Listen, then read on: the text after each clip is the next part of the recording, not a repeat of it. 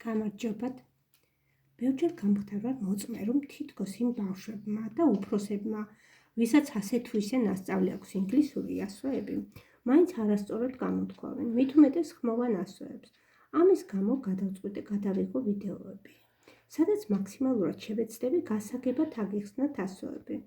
ვიდეოებს ჩავწერ ორ ვერსიად, ერთ ვერსიაში პატარებისთვის გასაგებად ვისაუბრებ, ერთ ვერსიაში დიდებისთვის ჩავწერ. ვისაც სურვილი აქვს ინგლისური ასოები შეისწავლოს. ამ ვიდეოში ვისაუბრებ უფროსებისთვის და ავხსნი A ასოს. A ეს არის ანბანის პირველი ასო, ანბანში ჰქვია A, არის ხმოვანი ასო და ღია მარცვალში, ღია მარცვალი უკვე ვიცით წინა ვიდეო ვინც ნახა, როცა სიტყვა მთავრდება ხმოვნით, იმ სიტყვაში ეს ასო იკითხება ისე, როგორც ანბანში ჰქვია, A. ხედავთ ვიდეოში, რომ ჭხილებში მიწერია მუნჯი, I და A. ეს რას ნიშნავს? ვიცით, რომ ჭხილებში იწერება ბგერები, რომელ ბგერასაც ჩვენ გამოვთქვათ. ეს არის დიფთონგი, მუნჯი ის და წერტილიანი ის მიღებით არის დიფთონგი და გავს ქართულ A-ს. მაგალითად სიტყვაში hey. ასე უნდა გამოვთქვათ, როგორც ქართულში სიტყვაში hey-ს ვამბობთ A-ს, აი ასე უნდა ვთქვათ ზუსტად A ღია მარცვალში. ანუ როცა სიტყვა მთავრდება ხმოვნით იმ სიტყვაში იკითხება ეს ასო, როგორც A. ანუ როგორც ანბანში ჰქვია, ისე იკითხება ღია მარცვალში. ხოლო დახურულ მარცვალში, ანუ როცა სიტყვა მთავრდება თანხმოვნით, იმ სიტყვაში ეს ასო იკითხება როგორც E. ტრანსკრიფციაში ხედავთ, რომ ეს ასო ასე მაქვს დაწერილი. ტრანსკრიფცია რას ქვია, ყველამ ვიცით. ტრანსკრიფციაში იწერება ბგერა, რომელსაც წარმოვთქვათ. და ეს ასო შუალედური ბგერაა ქართულ ხმოვნებს A-სა და E-ს შორის. ამ ბგერის წარმოთქმისას ბაგეები რამდენადმე დაჭიმულია, ქვედა ყბა დაშვებულია, ენის წვერი ქვედა კბილებს ეხება, მსგავსი ბგერა ქართულში არ არის. თუმცა დახურულ მარცვალში, როდესაც სიტყვას წარმოვთქვათ, ვიხრებით უფრო E-სკენ და ვამბობთ E ასოს. ხოლო რაც შეეხება მესამე ტიპის მარცვალს. მესამე ტიპის მარცვალი რას ქვია, თუ გვახსოვს წინა ვიდეოდან, როდესაც სიტყვაში ხმოვანს მოსდევს R ასო.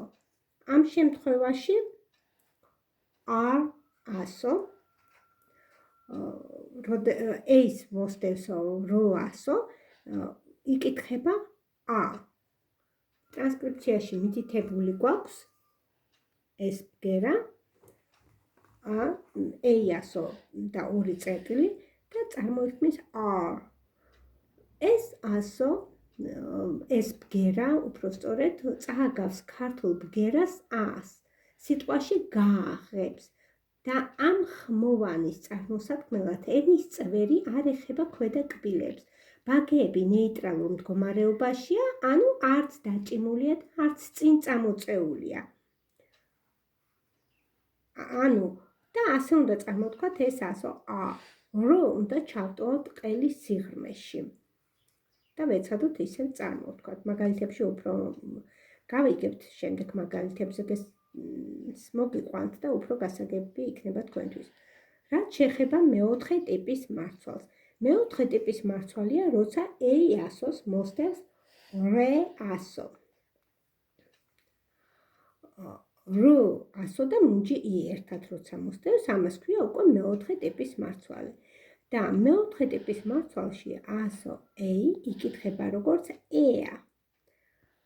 ეს დიფთონგი E-ა მიიღება ბგერებით, რომელიც ქართულში არ აქვს არც ეს ბგერები, თუმცა ქართულად წარმოთქმისას გავს როგორც E-ა, ასე უნდა ვთქვათ, თუმცა E და A არ უნდა, E-ა არ უნდა ვთქვათ, E-ა, ასე უნდა ვთქვათ, თუ თითქოს გავს E-ს და A-ს.